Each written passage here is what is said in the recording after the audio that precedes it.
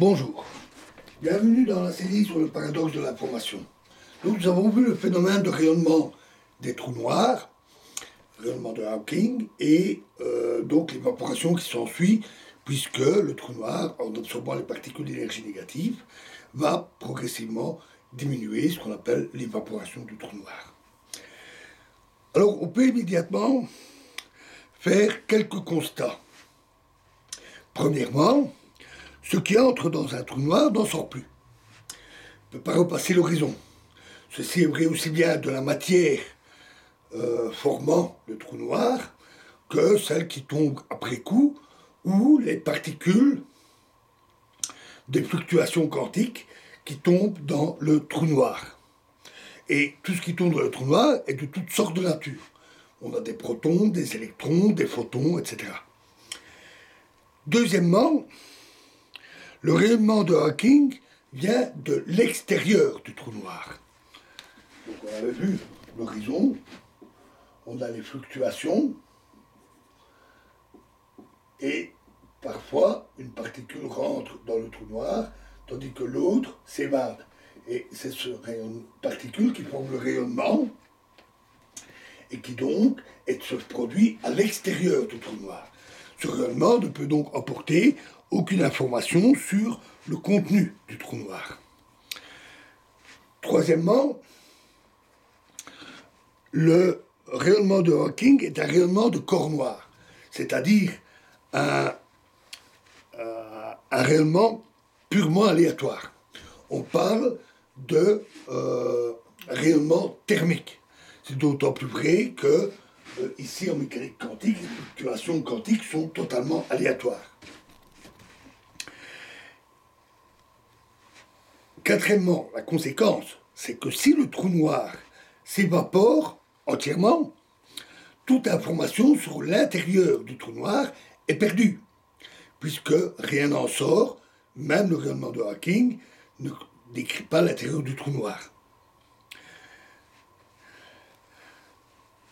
Cinquièmement, on dit que la mécanique quantique préserve l'information. On va y revenir. Et donc, la formulation habituelle du paradoxe de l'information est que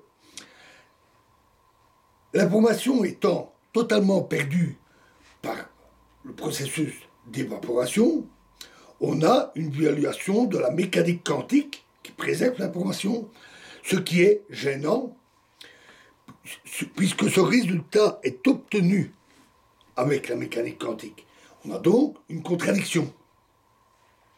La mécanique quantique préservant l'information prédit un processus qui perd l'information.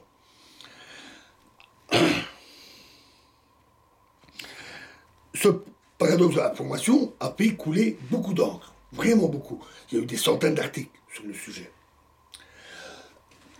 Personnellement, je n'aime pas cette façon de nommer le paradoxe de l'information. Et dire que la mécanique quantique préserve l'information. Mais c'est peut-être une question de goût, et c'est avant tout une question purement sémantique. Le mot n'est pas le plus juste. Parce que la déduction que je viens de faire est tout à fait valable. Le mot information en physique a une signification précise et se réfère normalement à ce qu'on appelle l'information de Shannon.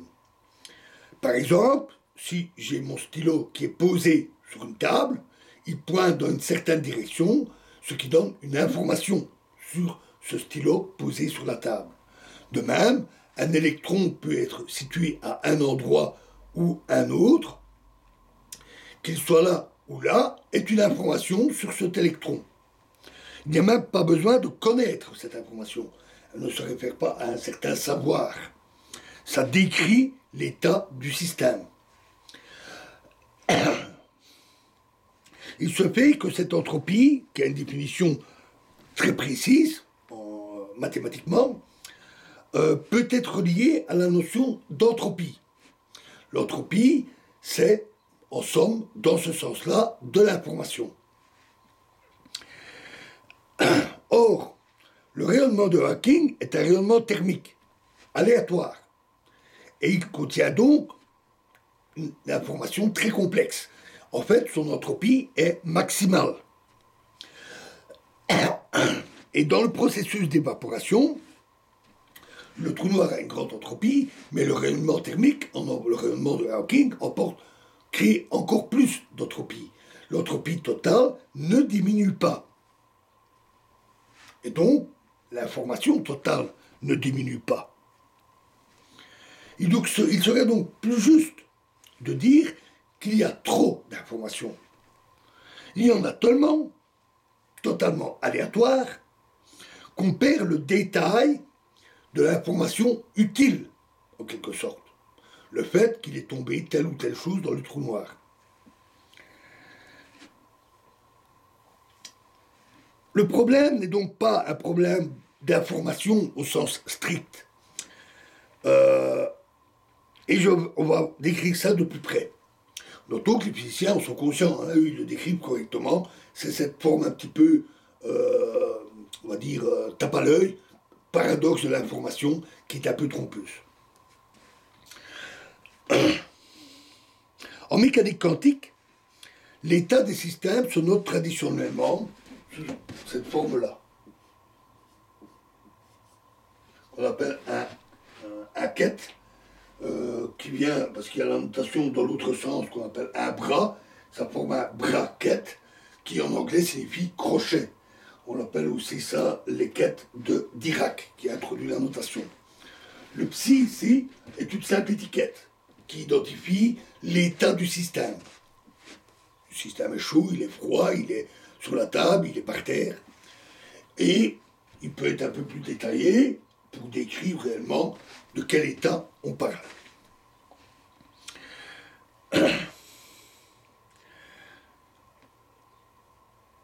Par exemple, une particule qui est à la position X pourrait s'écrire comme étant dans l'état X.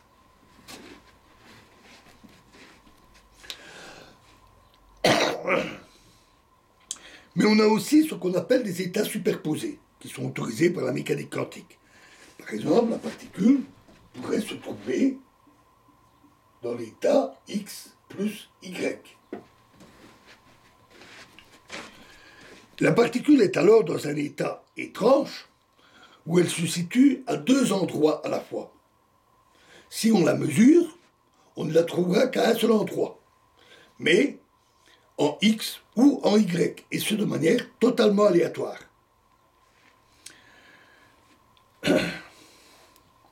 En fait, si on considère le caractère ondulatoire, donc ça paraît très étrange comme comportement, mais si on considère le comportement ondulatoire des particules, ce n'est pas si extraordinaire que ça, parce que les ondes, comme les vagues, sont en elles-mêmes étalées et distribuées en de nombreuses positions.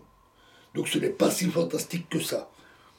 C'est la vision corpusculaire qu'on a tendance à se faire, électron comme une petite bille qui est fausse, et qui nous donne cette impression d'étrange.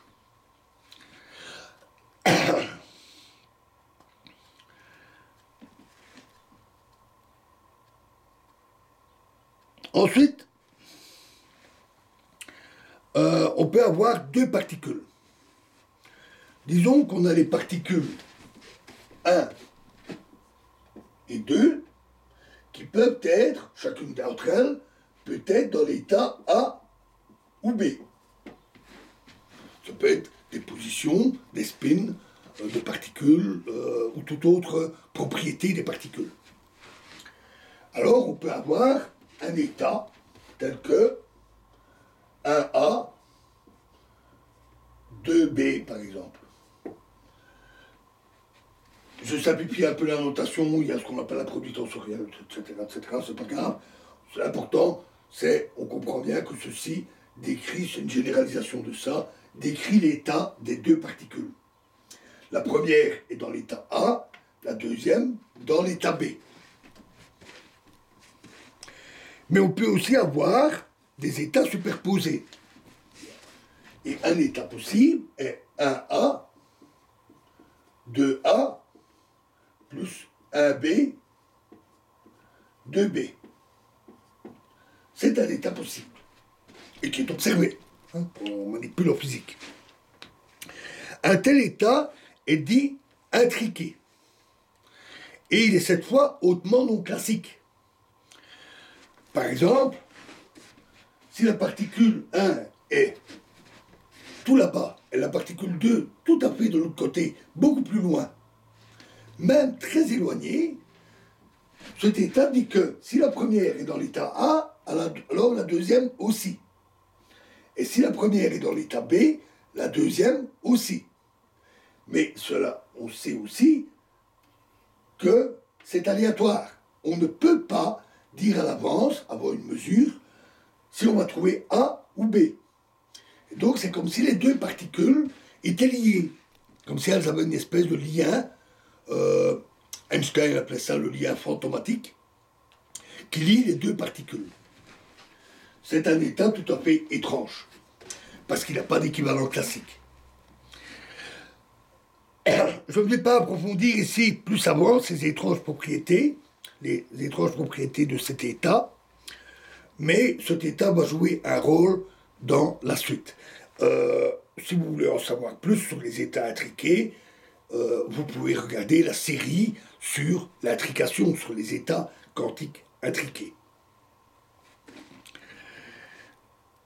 Dans les fluctuations du vide, il se fait que les deux particules sont intriquées. Donc quand on a notre fluctuation, particule 1, particule 2, ces deux particules sont intriquées. Si elles peuvent avoir deux états A ou B, elles vont se retrouver dans quelque chose comme un état comme celui-là. Ces deux particules sont intriquées, liées ensemble. Ça, il faut bien le retenir. Puisque une des particules est absorbée par le trou noir et que l'autre s'échappe, on va avoir nos deux particules intriquées qui s'éloignent l'une de l'autre, et une particule étant dans le trou noir, elle fait partie à ce moment-là de l'état du trou noir complet, particule absorbée inclus, et on va avoir un état surprenant où l'état du trou noir est lié par l'intrication, comme un état comme celui-là, avec l'état du monde extérieur, le rayonnement uni, en fait.